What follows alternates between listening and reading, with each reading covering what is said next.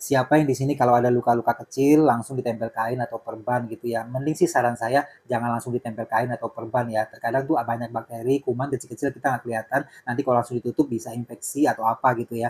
Nah kalau saya di rumah selalu sedia detol antiseptik begini buat jaga-jaga.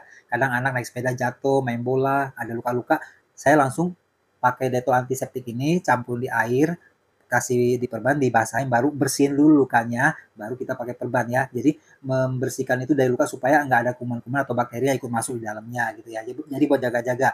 Nah, jadi buat kamu mau samaan, mumpung untuk pembelian saat ini sedang ada harga promo juga, kamu cek di keranjang kiri bawah, dan stok ini sering tipis, sering kehabisan. Kamu cek aja lihat stoknya masih ada atau enggak.